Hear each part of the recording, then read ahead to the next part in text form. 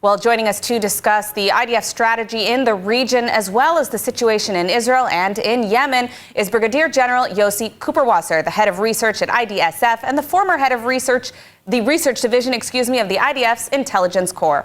Brigadier General Kuperwasser, thank you so much for joining us. Always a pleasure to have you on. To start, I want to ask you your response to what we're seeing this afternoon from the IDF in Yemen.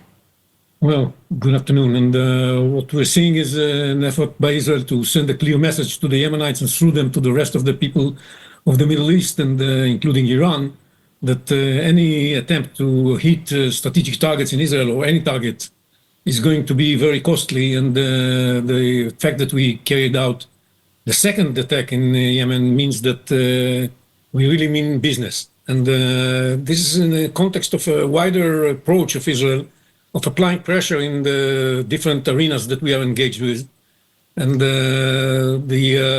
this effort is problematic. It takes a lot of pressure before you can reach the goals. So we applied pressure very successfully against Hezbollah. We do that with less success with Hamas, but we continue and we are mounting the pressure right now. We mount enough pressure that brought about the collapse of the Assad regime. We applied enough pressure to convince the Iranians to stop launching missiles towards us. And the Houthis are more problematic not to crack. So we have to apply even more pressure, and that's what we're doing right now. Well, we see that the U.S. has been coordinating closely in regards to attacks on Yemen, both yesterday and initial reports of today. The U.S. also supporting these Israeli strikes on the Sana'a airport in Yemen. You mentioned that it's a harder nut to crack when it comes to deterring the Houthis. What does it take to defeat the Houthis when it comes to this conflict? Well, first of all, it takes cooperation between Israel and the United States and the coalition that stands with the United States in fighting the effort of the Houthis to disrupt the maritime activity in the Red Sea and to stop them from launching missiles in our direction. And we have this cooperation. It's a very good cooperation. And most of the time, it's the Americans with their coalition that do the hard lifting in this context. But from time to time, we have to intervene, and we do that.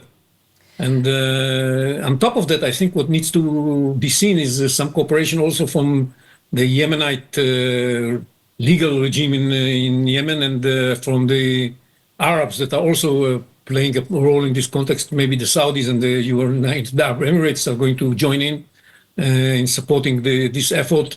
I hope that I guess this is one of the issues that is going to be raised by President Trump when he comes next week to the region.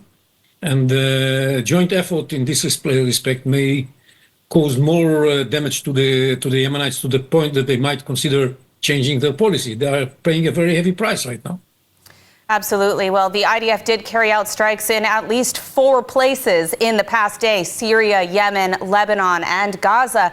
Can Israel maintain this level of activity, especially in the event that Israel may need to take action against the Islamic Republic itself when it comes to their nuclear program? We can maintain it. We have enough force. It's of course, in some of the arenas, we have to cooperate with the Americans, as I said, and we do. And when it comes to Iran specifically, I think that if we are going to carry out an attack against Iran because the negotiations are going to fail, the best thing to do would be to do it together with the Americans, because there are certain things that the Americans can do and we cannot.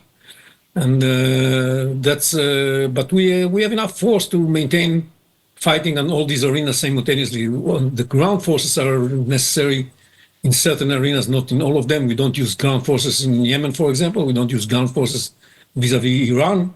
So we can use the ground forces in those arenas where we need them, especially in Gaza, but to some lesser extent in Syria and in Lebanon and, of course, in the Judea and Samaria area. We have enough forces, especially when we call up the reserves.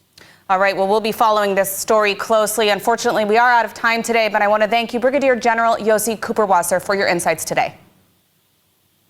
Thank you.